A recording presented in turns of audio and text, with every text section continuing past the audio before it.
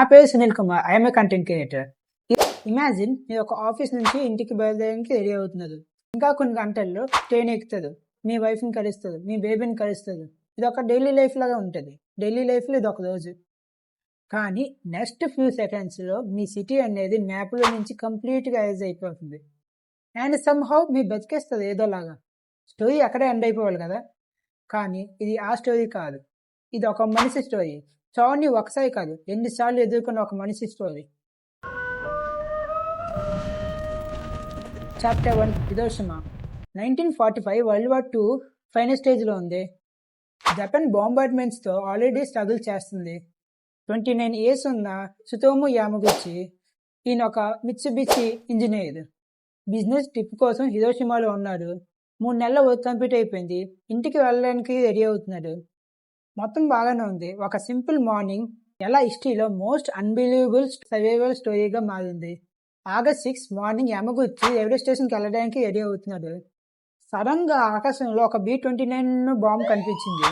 అది అన్యూజువల్ కాదు, ఎందుకంటే వార్ టైంలో సాధారణంగా ప్లేన్స్ అనేది కనబడతాయి. యామగుచి కూడా పెద్దగా పట్టించుకోలేదు. కానీ కొన్ని సెకండ్స్లో స్కై మొత్తం వెయిట్గా అయిపోయింది. బాంబు వెలుగుతుంది కాదు, ఎవరు ఊహించలేనంత వెలుగైతే అక్కడ కనిపించింది.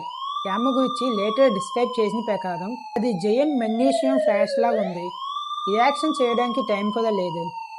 అతనికి ఉన్న రిఫ్లెక్షన్తో డిచ్లోకి డ్రైవ్ చేశాడు. బూమ్! హిస్టరీలోని ఫస్ట్ అటామిక్ బాంబుని యూజ్ చేశాడు. పాపం హిరోషిమా. కానీ బ్లాస్ట్లో సర్వైవ్ అవ్వడం స్టోరీ కాదు, అది ఎండింగ్ కో కాదు. యాక్చువల్లీ నైట్ మీద ఇప్పుడే స్టార్ట్ అయ్యింది. Chapter 2, the city disappears. Blast wave యామగుచిని గాలిలోకి విసేసింది. ఇయర్ డ్రమ్స్ మొత్తం డ్యామేజ్ అయింది. ఒళ్ళంతా కాలిపోయింది.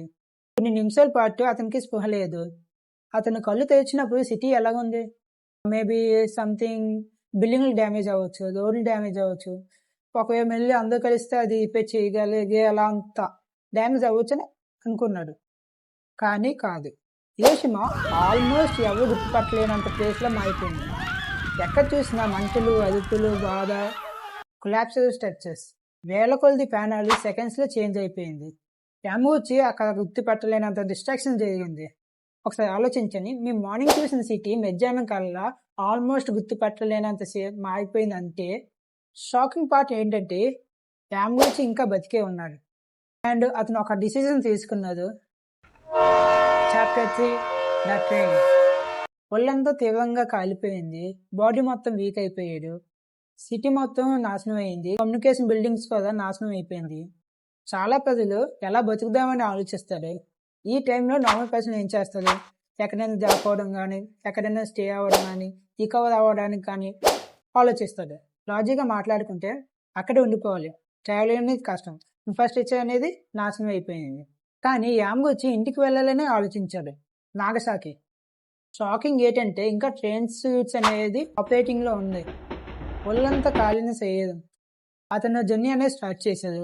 ఎక్కడికి? ఇంటికి. అతనికి తెలియని విషయం ఏంటంటే డేట్ అనేది ఆల్రెడీ సెకండ్ అపాయింట్మెంట్ తీసుకుంది. Chapter 4, safe at last. August 8న ఫైనలీ యామగుచి నాగసాకి రీచ్ అయ్యాడు. హాస్పిటల్ ట్రీట్మెంట్ అనేది తీసుకుంటున్నారు. కానీ డాక్టర్స్ షాక్ అయ్యారు. ఎందుకంటే ఒళ్ళంతా కాలిపోయింది, ఫేస్ అనేది డ్యామేజ్ అయిపోయింది, అసలు బాడీ అనేది ఎగ్జాస్ట్ అయిపోయింది. ఫైనలీ సేఫే కదా, స్టోరీ ఇక్కడే ఎండ్ అయిపోద్ది కదా. ఆడియన్స్ కూడా ఇదే అనుకొని ఉంటాడు. ఆయన ఇంటికి వెళ్ళిపోయాడు, సేఫే కదా, మొత్తం వర్స్ట్ పార్ట్ అనేది కంప్లీట్ అయిపోయిందని. కానీ కాదు, వర్స్ట్ పార్ట్ కంప్లీట్ అవ్వలేదు. నెక్స్ట్ మార్నింగ్ హిస్టరీ అనేది మళ్ళీ రిపీట్ అవుతుంది.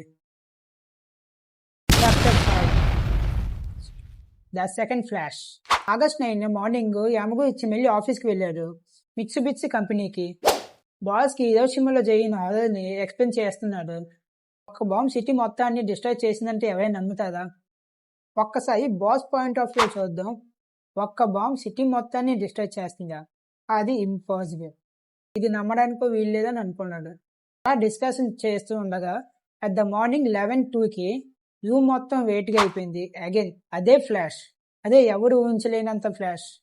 యామగుచి వెంటనే అర్థం చేసుకున్నది ఇది అటామిక్ బాంబ్ అని. డెస్క్ కిందకి డైవ్ చేశాడు. కొన్ని క్షణాల తర్వాత అతని బాస్ ఎక్స్ప్లోడ్ అయిపోయాడు నాగసాకి బాంబ్కి. ఒక మనిషి ఒక అటామిక్ బాంబ్కి సర్వే అవ్వడం చాలా లేదంటే 2 సార్లు ఈయన బతికారు, కానీ ఇంకా బిగ్గెస్ట్ ఫైట్ ఇంకా స్టార్ట్ అవ్వలేదు. Chapter 6 the invisible enemy. Bomb బ్లాస్ట్ల నుంచి సర్వే అవ్వచ్చు, కానీ రేడియేషన్ నుంచి అది కనిపించదు, వినిపించదు, ఫీల్ కూడా అవ్వదు. యామ్గుచి బాడీ సెకండ్ అటామిక్ బాంబ్ని హ్యాండిల్ చేయగలదా?